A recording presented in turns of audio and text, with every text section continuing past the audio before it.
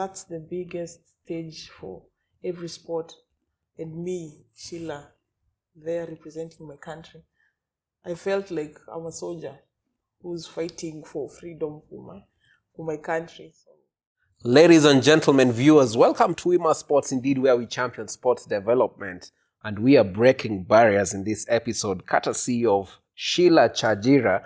I hope I got it right. Yeah. She's the inspiring journey, and she's been having a nice, awesome, inspiring journey to young ladies and also gentlemen who look up to you. And you've done great in this, rugby world in Kenya and even beyond within the continental. But to say a few things that I can introduce you with, karibu sana.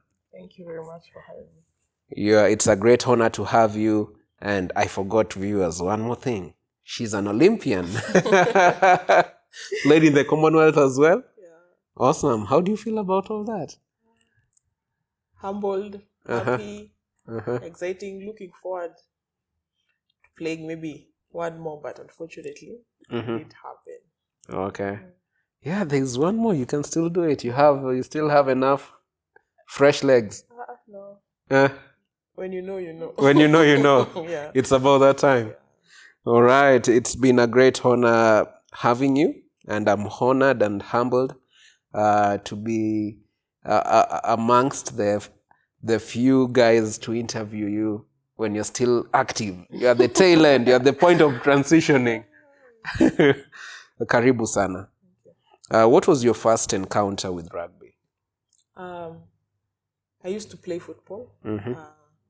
So for you to play for the team, for you to be able to train for the school team, you had to go for a morning run every single morning. So that day, I was not able. I don't know what happened. I came late. So I was on the third lines on the games time. So I watched, and one of my friends came and told me, "Come and try rugby. Why are you just watching this football?" I decided to go, and when I did, I held the ball and it spoke to me, and from there I didn't look back. Wow. Since then, it's been rugby. Yeah. How many years ago was that? 11 years. 11 years ago? Yeah. You growing up in Kenya, what were some of the biggest challenges you faced, as a young woman pursuing a career in rugby? Everybody says rugby is a men's sport, so it's physical. But for me, I played football, and I didn't look at it as a male sport. So it was an opportunity for me, and I went in, and it worked for me. Yeah. Just before you got into rugby, you said you played football. Which position were you playing in? I started wing, going back to number 5. Nilijua tu number 5 lazima ikuwe hapo, defense hapo hakuna mtu alikuwa nakupita. Inabidi. All right, so you played football for a while, and this was primary. I started playing football in primary, then I continued in high school for Form 1, Form 2. That's when I was introduced to rugby. And as you continued, you cleared high school, then what next? When I finished my high school, I was called to the national team. Wow. So when I was in Form 4 then, and since then, I didn't... You've never missed. I didn't look for something else because rugby was there for me the whole time. And you've mentioned that you wanted to challenge stereotypes, that prove that women can excel in rugby. Can you share any specific moments or experiences that solidified your determination to do this? Growing up let me say ghetto, we always see people excelling in sport, maybe making to national teams. It's people who are well off. We say people maybe pay for them to be there. But as for rugby, from that background, I came and I conquered that, and I was able to be part of that national team. Mm-hmm. Well, can you just take us back to your first call-up into the national team and share the experience, how it was, and first time you put on that jersey and you're running into the field? Can you relive that moment? It was exciting. Mm-hmm. I had an opportunity to be called to play for the 15th team because that was my first call-up. We were playing in the Elgon Cup. It was home and away, so the first was away. We went to Uganda. Being my first game, I was given an opportunity to play, to start. I had mixed emotions because I was happy. Then I had fear, maybe I won't deliver the way it's supposed to, what they expect. But all in all, when I entered, I put my best foot forward and everything worked. Mm-hmm. Yes. As one of the first women, to represent Kenya in rugby at the Olympics, what was going through your mind as you stepped on that global stage for the first time? It was overwhelming, let me say that, Mm-hmm. in a positive way, because that's the biggest stage for every sport. And me, Sheila, there representing my country, I felt like I'm a soldier who's fighting for freedom for my country. So since now, it's always, I always thank God and for the grace of me being there. Mm. Yeah. You had a chance to this time. How did you feel when you fell short? Till now, we're still hurting. We can't believe that it's the first time since rugby was introduced in the Olympics for us not to go. But we are looking forward to the next. Yeah. The beauty of sports, is always you have a second chance, third chance, fourth chance. It's just you to prepare for it. Yeah. And definitely, I'm sure you shall be going to another Olympics, even if you're not playing. Yes, maybe as coach. You never know, Yeah. right? Yeah. Speaking of coaching, tell us more about who you coach and how you coach and what's your philosophy in coaching. Okay, I volunteer at an organization called King's Rugby Development Academy. It's a foundation that was founded by a Mzungu called Stuart. He took kids from Kibera, those who are not able to go to school, because we know if an idle mind is a devil action. So at least he took them to school, and from there he has a boy, let me say, his son plays rugby, so he gave him an opportunity to start an organization to introduce rugby to the school. So through the organization, the kids are able to play rugby, they're able to get educated and hopefully play maybe for the national team or go play pro. Yeah. My philosophy as a coach, let me say,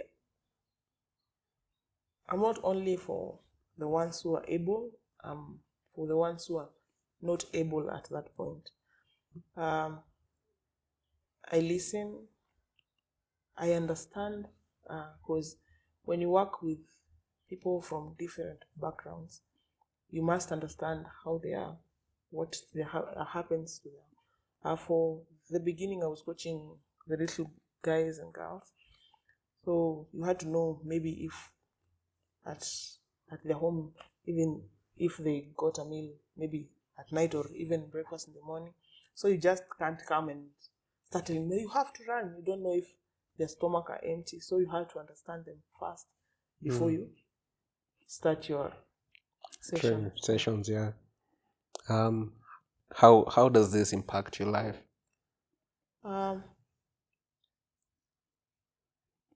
Maybe I'm not selfish, because I put people's needs before mine.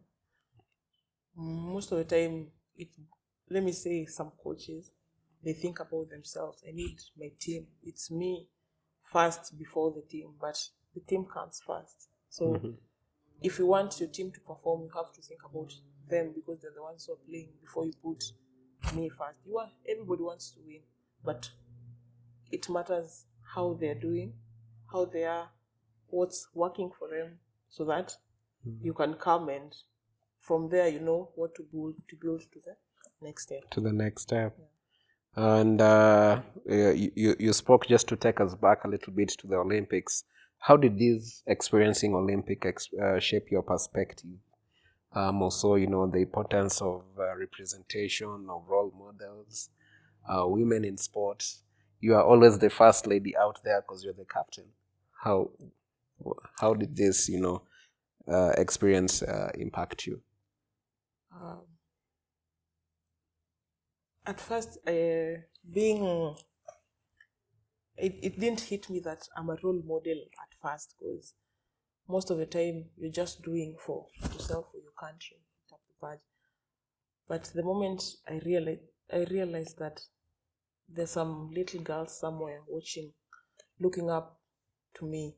So I had to make sure I'm doing my best.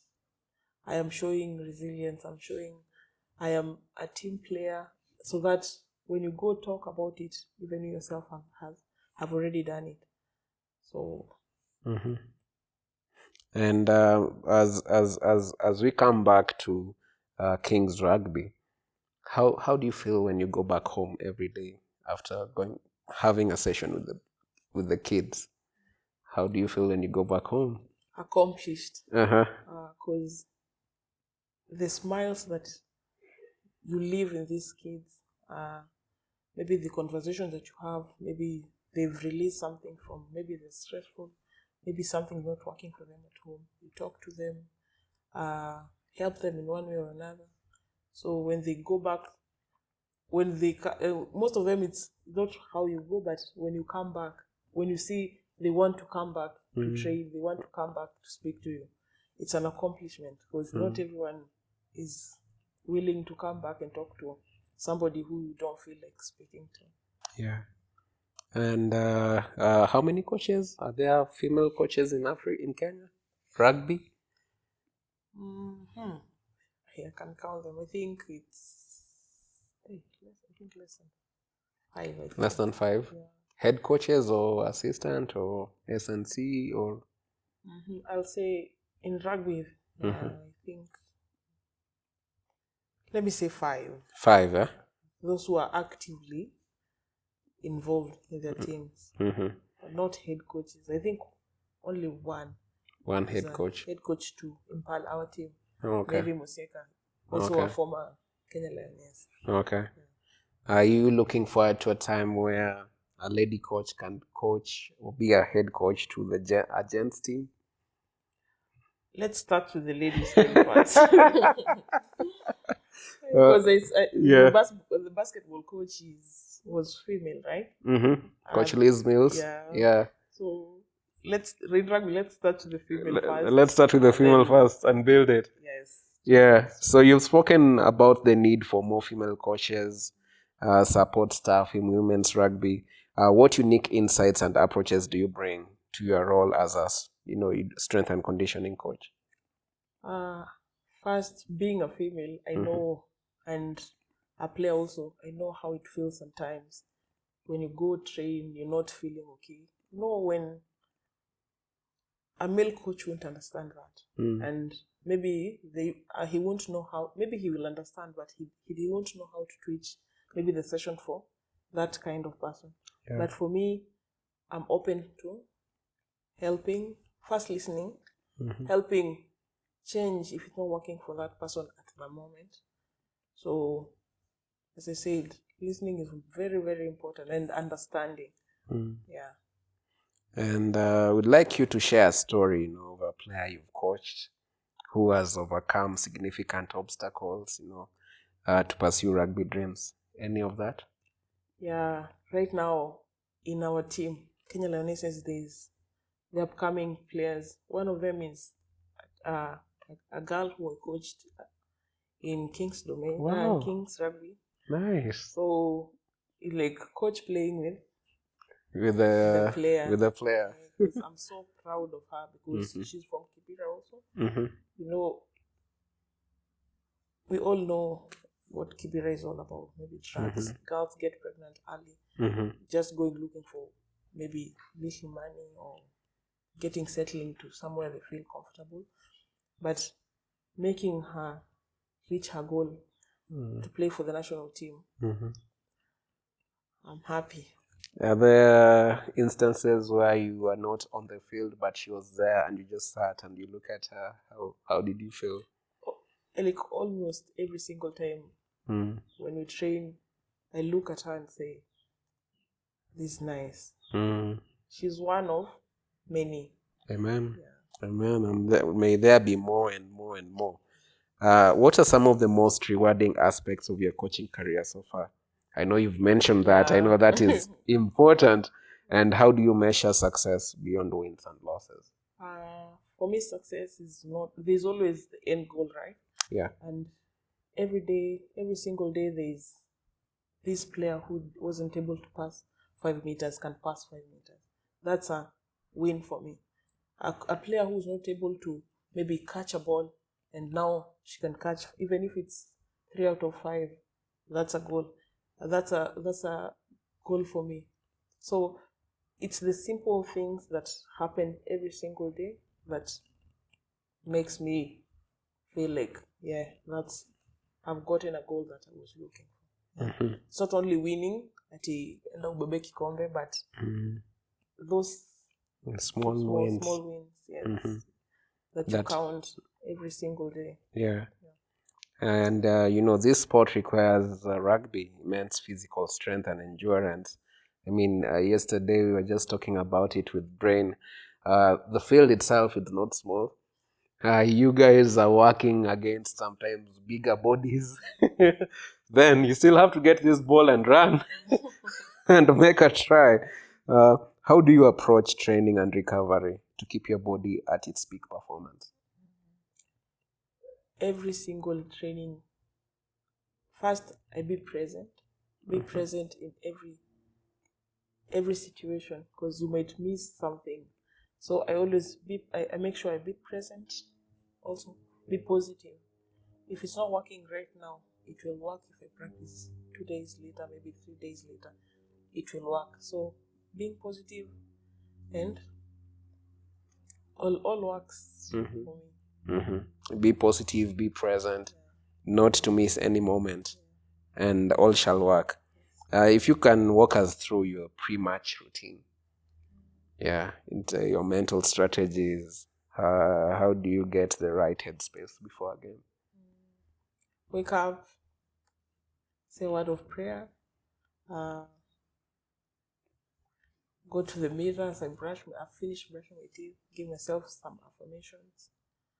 After that, pack my bag for the whole day. Take my breakfast. Ugali? No, Ugali in the morning, I know. Ugali in the morning is really tricky. Tricky. So for me, it's working for other people. After that, after breakfast, take my bag to the bus, put some gospel music, my headphones, and to the field. Maybe in between the games, maybe I'll take a banana or an energy bar until evening. Then I'm taking my dinner. Okay. And dinner? You eat heavy, light? No, not heavy. You can't eat heavy at night. Wengine wetu ni fundi usiku. What are some of the most valuable lessons you've learned from playing your entire career, and how do you apply them to coaching?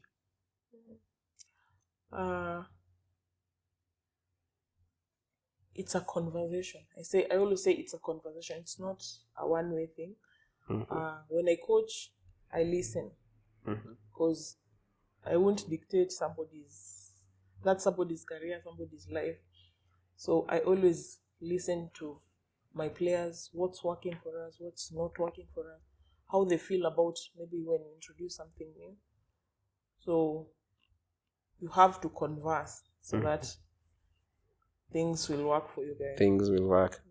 Then, you coach, you have a career, you have your personal life and well-being. How do you get to balance all this? And what strategies do you use to maintain a healthy life? I'll say planning. Planning is working for me. Because if you don't plan, things zita Sambaratika. kabisa. Anguka nayo.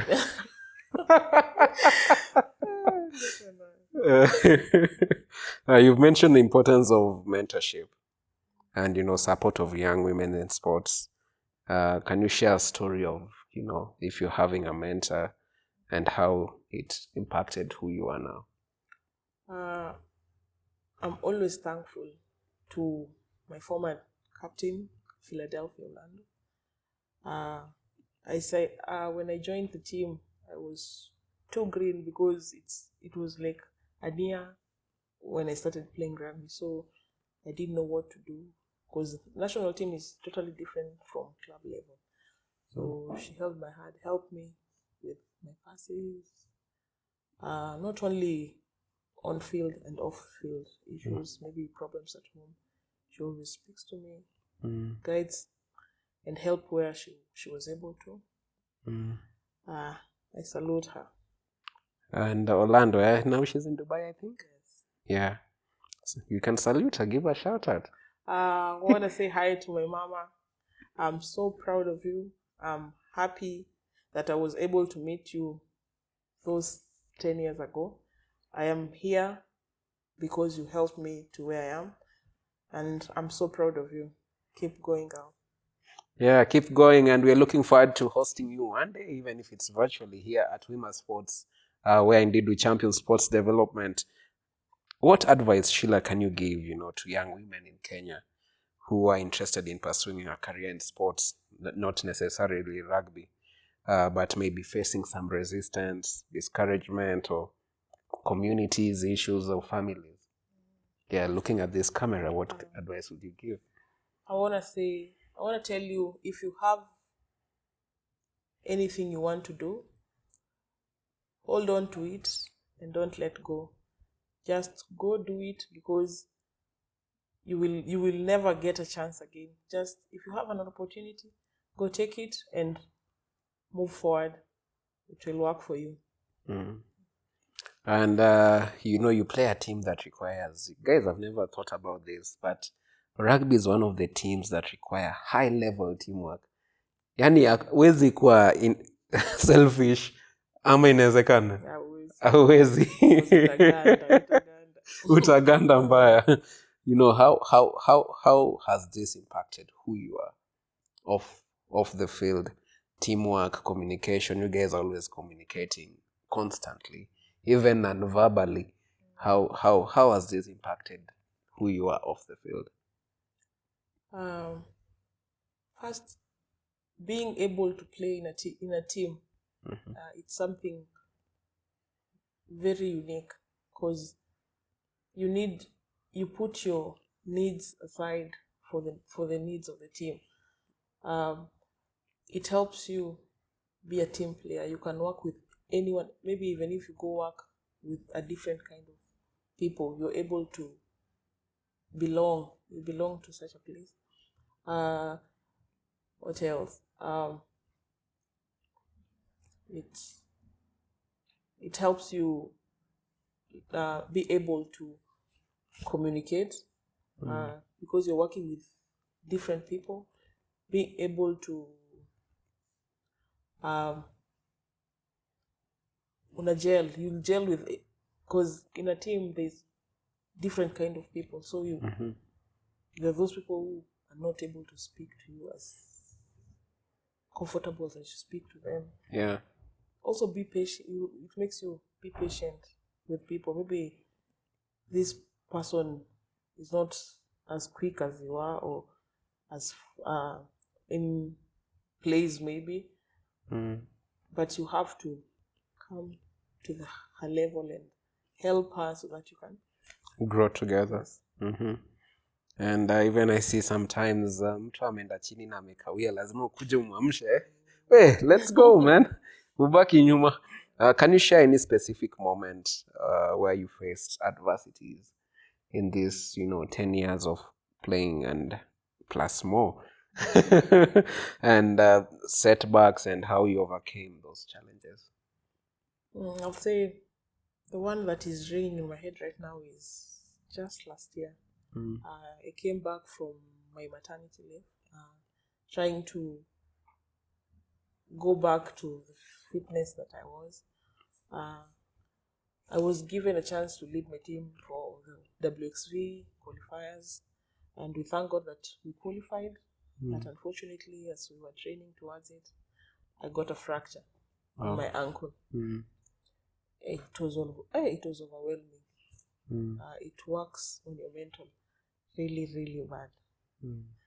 But out of that, I knew that it is just a setback. I have to move forward. It will heal. I will come back. And there's something bigger than that. So like this year, the Olympics. So I didn't let it tell me there. I knew that I have to move benefits one step at a time. Because I have to. Yeah. I have to do that so that I can be better. I can do better. Not only for myself, for my son, and for my team also.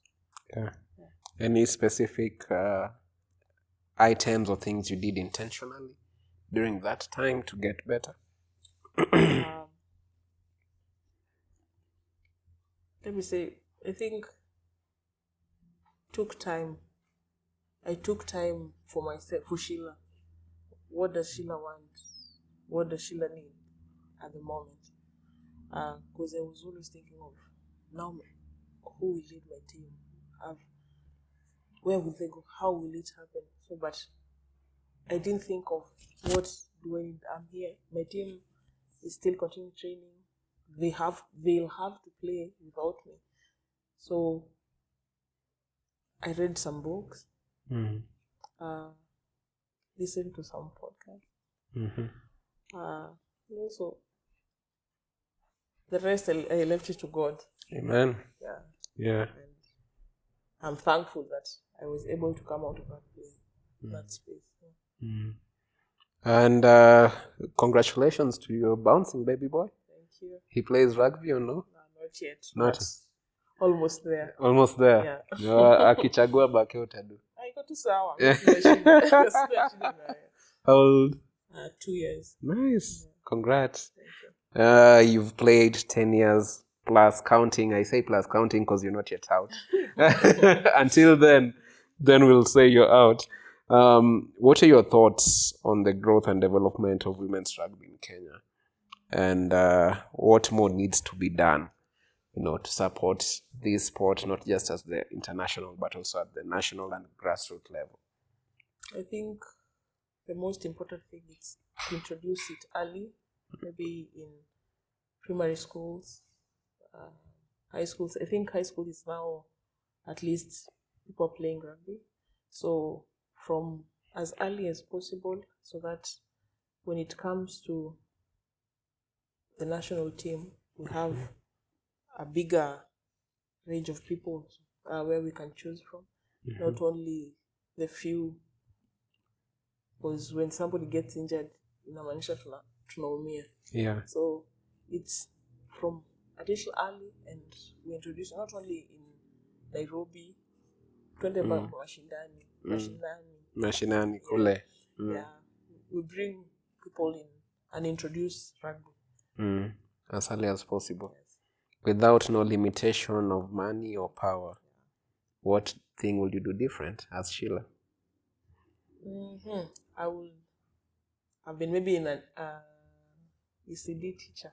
Yeah, I was to pursue that, but I wasn't able to. So, but hope and dream still alive. Never say never. Never say never. You never know. Yeah. You never know.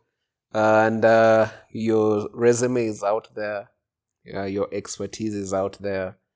The President of the Republic of Kenya hears about you, and Sheila is on her way out. and she says, let me just call Sheila, and before she leaves, I'd like to hear what she says about women's rugby in Kenya. Seated on the right is the First Lady. Seated on the left or center is the President. On the left is CS Ababuna Mwamba. What will you tell them to do different?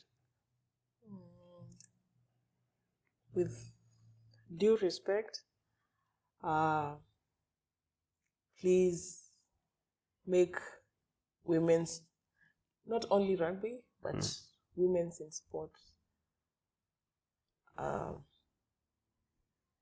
make it be a place for everyone.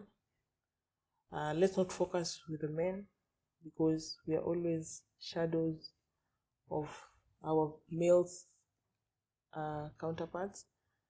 But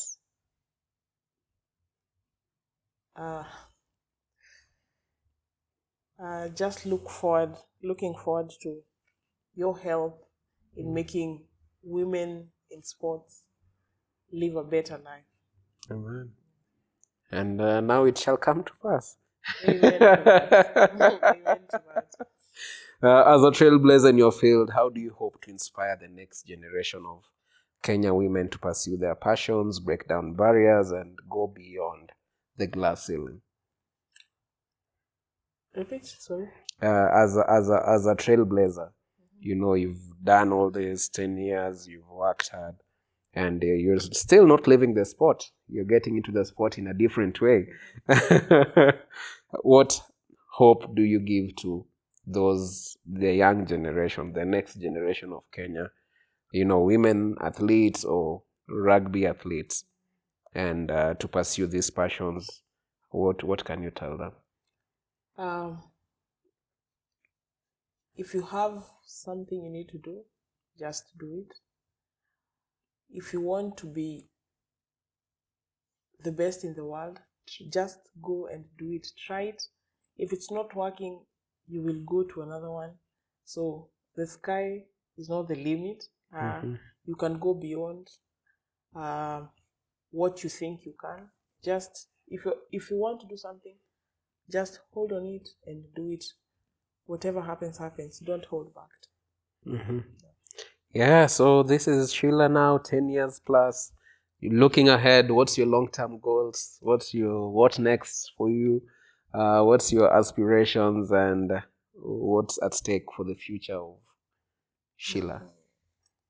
First, I think developing a career path first, because I don't want to be Sheila coaching under 15s 2 years, 3 years from now. Maybe eventually I'll come coach the Lionesses, God willing. Amen. Why not? Quick fire segment. Your favorite rugby memory? Winning African Cup for the first time. For the first time. Yeah. Biggest inspiration, your biggest inspiration? Philadelphia, I would say. Philly? Yes. What's your go-to pre-match meal? Maybe my breakfast. Coffee, white coffee, scrambled egg, and pancakes. If you weren't a rugby player or coach, what would you be doing? Teaching. Yeah. Any words of wisdom for aspiring young rugby players once again? Yes, you can. Yes, you're able. Hold on to it and take control of your future. Your best recovery method? Stretches. Stretches? Yes.